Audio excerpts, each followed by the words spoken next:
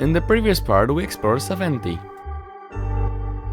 Now we are slowly leaving it behind. We notice cemeteries that look unusual to us. They are somewhere between little houses and family mausoleums. Georgian traditions concerning the dead are completely different from ours. People maintain ties with the deceased as if they were still part of the family. Families meet and feast at cemeteries and leave gifts for the dead.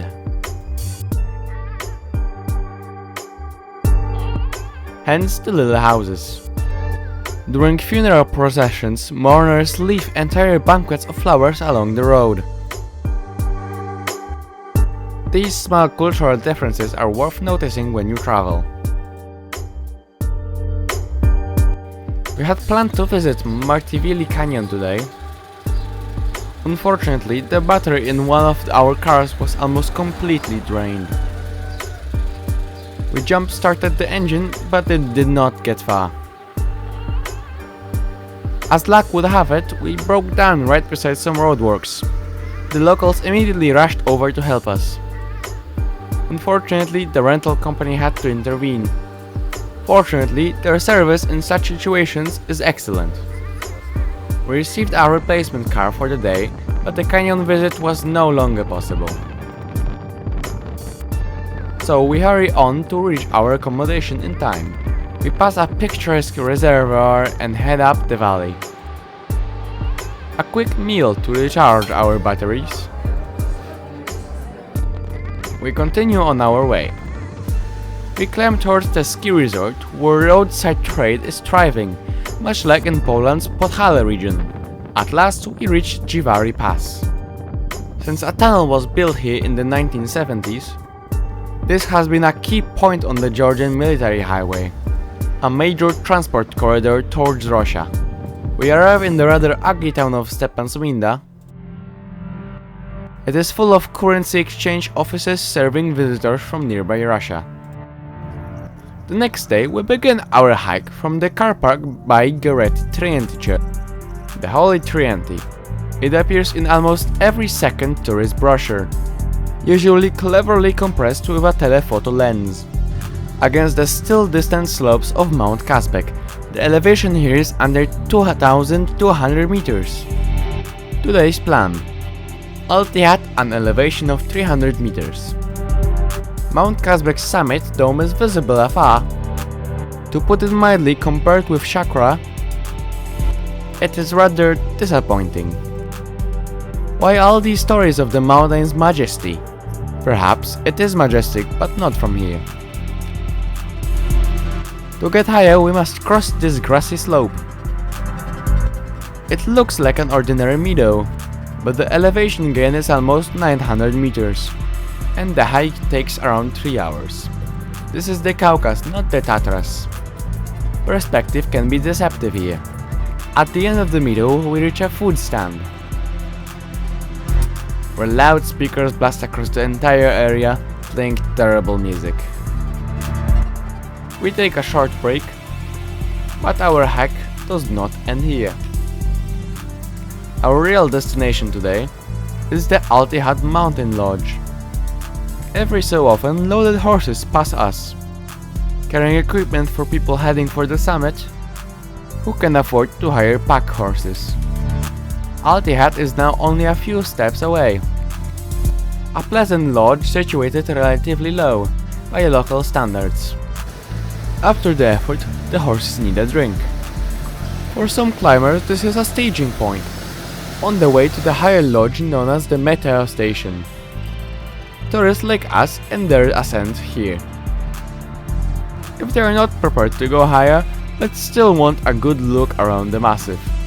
The lodge is very pleasant and clean. Even for the dining room, you must change shoes for the sleepers provided here. And, of course, very expensive. We are still below the tongue of the Gergeti glacier.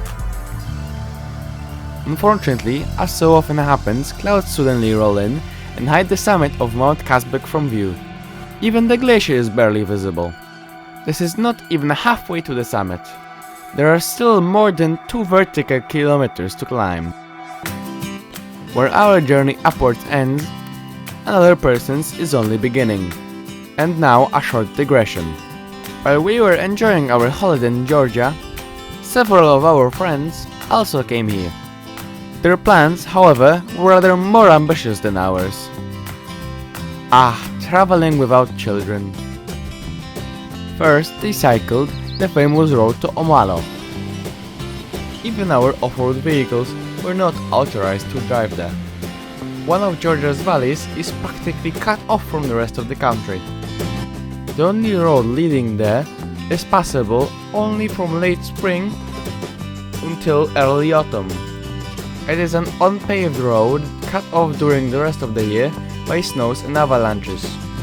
The climb begins at 400 meters, crosses Abano Pass, and then descends into Alazani Valley. The total ascent along this route is almost 3 kilometers. Although Omalo lies fairly low in the Alazani Valley, it is connected to the rest of Georgia only by mountain passes. This is because further on, the river flows into Russia towards Dagestan. The hardest part is the initial climb to the Abano Pass at an elevation of 2,850 meters. It is the highest drivable mountain pass in Georgia. The road climbs in seemingly endless hairpin bends. Only off-road vehicles and trucks travel here. Local drivers are famous for their skill and courage. They can handle these difficult roads even in rain, which makes an already challenging journey far harder. Before this road was open, the Tusheti region was almost completely inaccessible. For cyclists, the entire route is naturally even more demanding. There are also very few places where you can pull over and take a proper rest. People say this road separates the ordinary one from the magical one. But it is worth crossing into that magical world. The atmosphere and the views here are extraordinary. They are surely a fitting reward for all the effort spent pedaling. At least there are no crowds of bystanders here, or random travelers from Russia, who look more as they are heading to a market than into the mountains, like the many we met in Stepan's Minda. There is only wild nature and us. This second group from our party reached Altihut 2 days before us, but did not stop there. They spent the night little higher up, and the next day they crossed the Gergeti Glacier, which is already a magnificent mountain adventure in itself, and continued higher to the Meteo station, where they spent another 2 nights.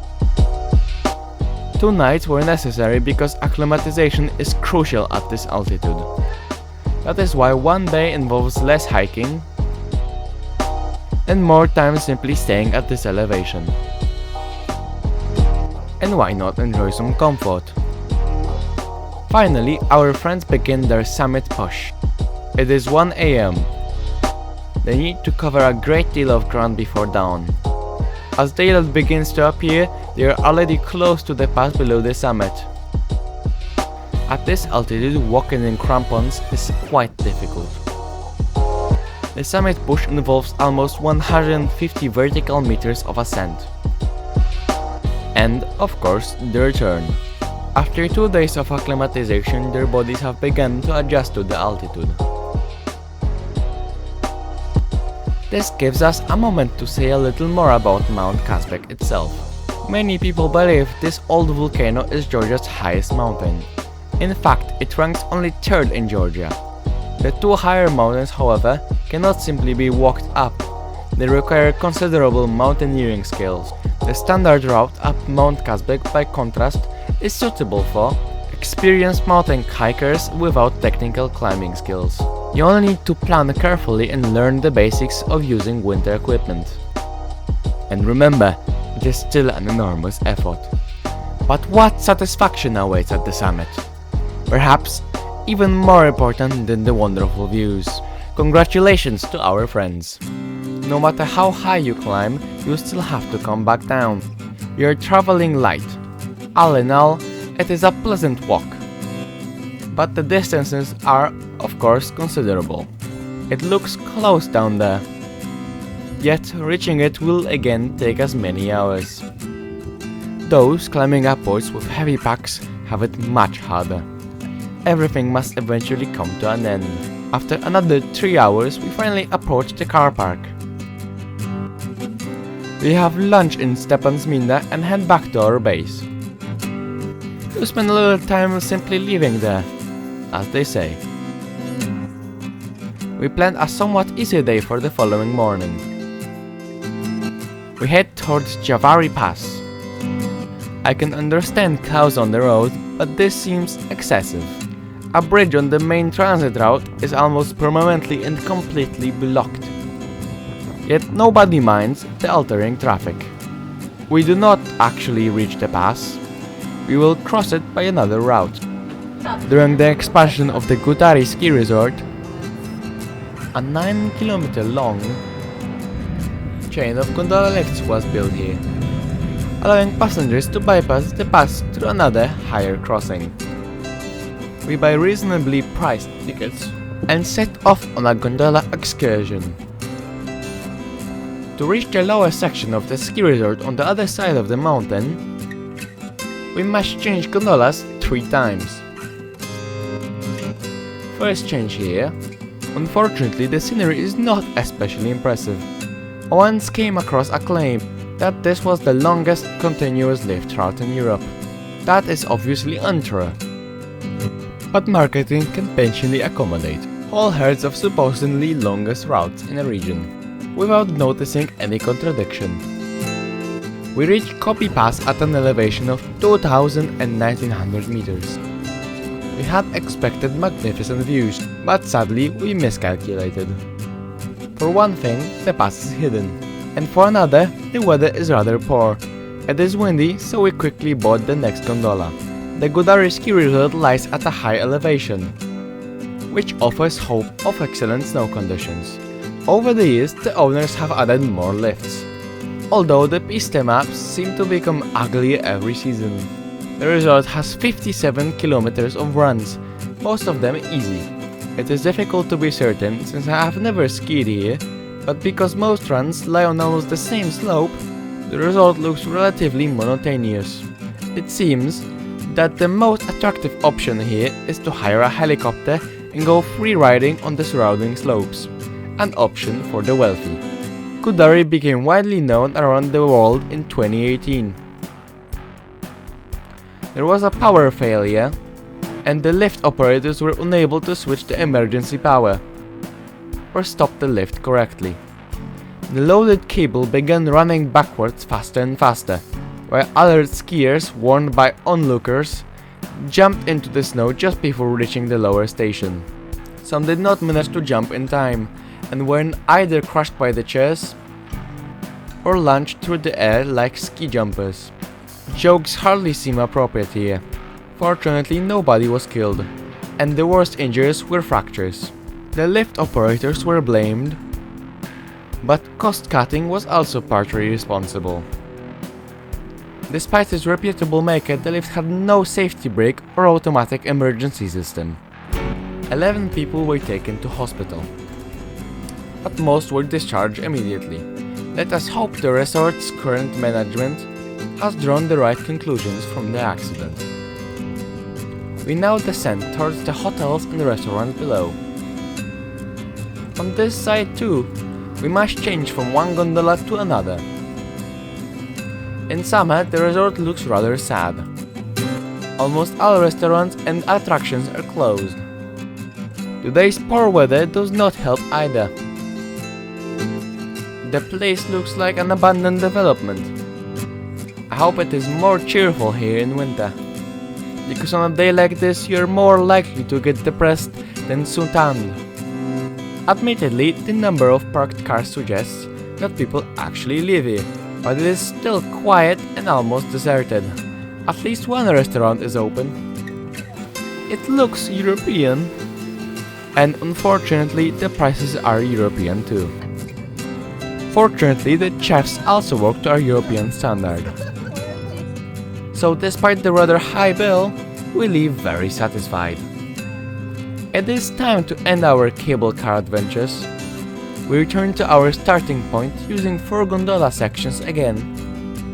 The sun finally appears on the way, so we take a short break and lounge around. Why not? After all, it is summer and we are on holiday. We board the gondola one last time and take this very long impressive section down to the car park where we left our vehicles. Our excursion is already behind us, but the day is still young. The magic of cable cars, so we set off on another trip. To reach it, we must drive along a rather poor quality road. A little further on, the valley divides into 2 large branches. The Mena Valley extends northwards from here. It heads towards the main ridge and the mountain Maliki Koh,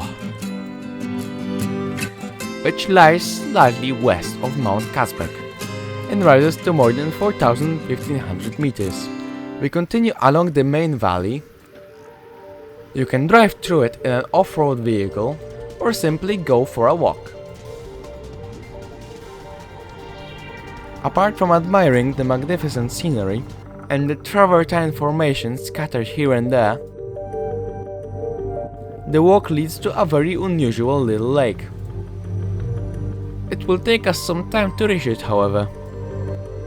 Beyond a narrower section, the valley opens out again.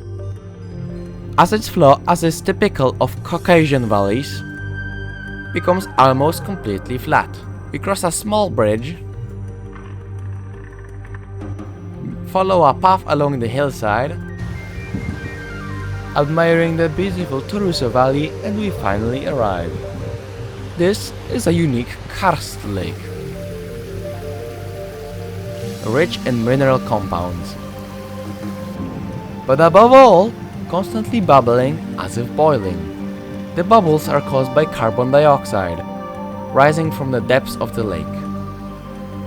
Although quite a lot of gas escapes here, apparently only tiny animals from suffocation. The landscape is extraordinary. It is time to head back. First several kilometers on foot, then several times further by car. Well, traveling here is never particularly quick. At the very end of the day, at least one of us still has an additional attraction waiting. Horse rental is quite inexpensive here, although slightly more costly than in Saveti. The meadow itself is fine, though warehouses surround the meadow, so it is probably not quite the perfect setting for souvenir photographs. Nevertheless, the meadow is perfectly suitable for horse riding, and we can always tell people about riding a horse through Caucasus mountains. Another morning begins. There is no time to be lazy.